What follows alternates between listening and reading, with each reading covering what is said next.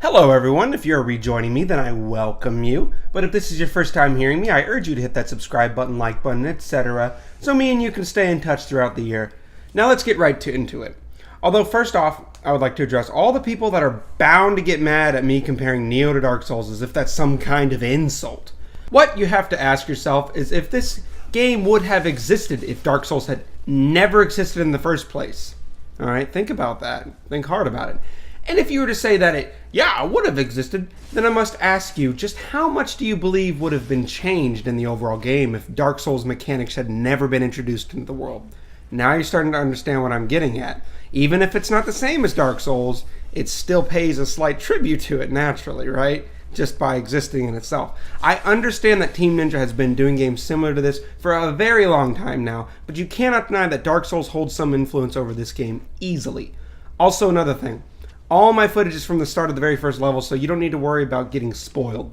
And if you are very much like me and don't want to see what the enemies look like, know the levels, know nothing, then tab out or browse Reddit or play a game with me on some separate tab or something like that. I'm just going to be talking and about what makes this game fucking great and why I think it is already well worth the purchase. Another thing is that I have just started on playing this game, so you're going to have to excuse the extra sucky gameplay here of me getting fucked out my ass. Alright, let's get into it. Now, while I said that I wouldn't shy away from comparing it to Dark Souls, anyone who has played Dark Souls and then picks up this game should already know and feel just how fucking different it is, but they should also have a leg up when it comes to the overall game. It's much easier to sink your teeth into something that you have tasted multiple times before, but this is a very different flavor, guys. Your character controls, movement-wise, in a very similar and weighty way with delayed movements and strikes, especially if you choose to wield the battle axe more than anything. That's what I fucking choose, hell yeah. What this game does different, along with a lot of other Soul-like games that have attempted this and failed, is its stamina management is absolutely essential when it comes down to it. And that's because of a really neat mechanic where you can charge your stamina bar back up, kind of like Bloodborne, if you press a button at the right time after you have finished your attacking combo. If you don't, you will leave yourself even more wide open than you would in a Souls game, with your character sometimes panting, taking a break right as you see an axe chopping down your fucking character. This type of mechanic is in lieu, in a way, alright, listen to me here, of the action reload from Gears of War, in which you get a significant boost in the damage that you get, from shooting your gun, if you do it right on time. Kind of like a rhythm game, kind of. Although in this case, it is something that needs to be learned and mastered, rather than something that would be nice to know about and execute from time to time, like in Gears. And there's plenty of problems that come with that as well. If you dodge roll, you will cancel your chance to get all of your stamina back completely, and that could fuck you in the end. So the game very, very clearly wants you to learn how to do it. As has been advertised, you will die a fucking lot in this game, and dying is never fun. Although growing and getting more on your feet sure as hell is. Another mechanic that separates this from Souls are your stances that you're allowed. Now, it's not the same as the stances from Souls where you can either wield your weapon two-handed or one-handed, right? These are straight up fighting game-like stances. You have 3 stances, and no, it's nothing confusing like Stance of the Dragon or Tiger or what have you. Thank fucking God. The 3 stances are high, mid, and low attacks. High letting you dish out the most damage but leaving yourself the most vulnerable, especially it consumes a lot more stamina. High stance with the battle axe is my absolutely favorite, because I am so headstrong when it comes to these games. Mid stance gives you more protection, and low stance even more protection than that. Although you do less damage, you are much more secure. I won't get into it because I'm not trying to be a fucking tutorial here, but I figured I would at least explain what makes this game so snappy, fast-paced, and different from Dark Souls. You'll fumble at the start, as I do, and I still do from time to time, although you'll get a hold of yourself and start to switch stances accordingly in the heat of the moment, which is at first very scary. Because early on, once you run out of stamina, you are essentially done for.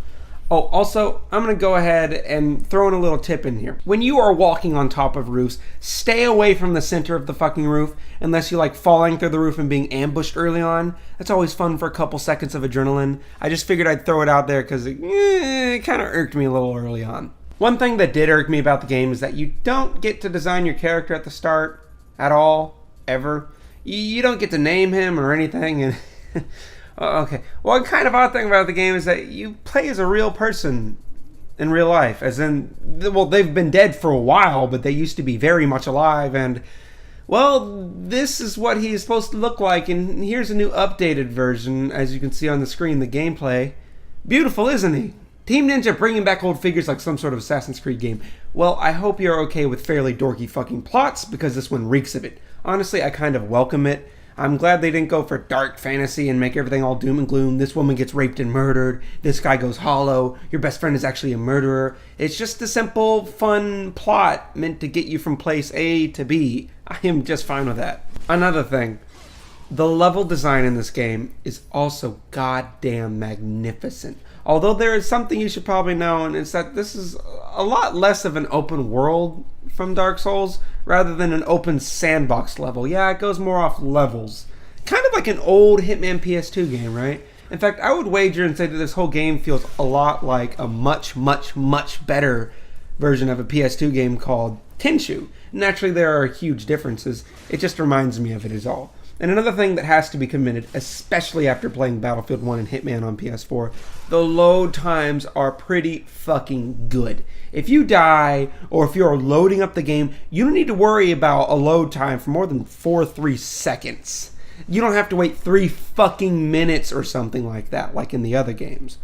All the levels reek with character and atmosphere. I feel like I am in an episode of Samurai Champloo or Samurai Jack or whatever the fuck while playing it, and I couldn't ask for more. Like the total weeb I am a sucker for Japan, especially if it's got the combat from the era, and while that's debatable on the combat, I am more than agreeable when it comes to all the exceptions towards historical accuracy you are going to need to make when you play this game. It's just something that comes with Team Ninja games anyways, right guys? The weapons themselves are of course amazing and feel very natural to use, almost similar to Monster Hunter weapons, just a bit. Although I think I've made enough comparisons so far. And I almost debated even mentioning the weapons, because if you're going to be playing a game that is even slightly similar to Souls, then you have to have nice feeling weapons. And the armor and the weapons go off color grading, like in Diablo where green is the lowest and I believe red is the highest.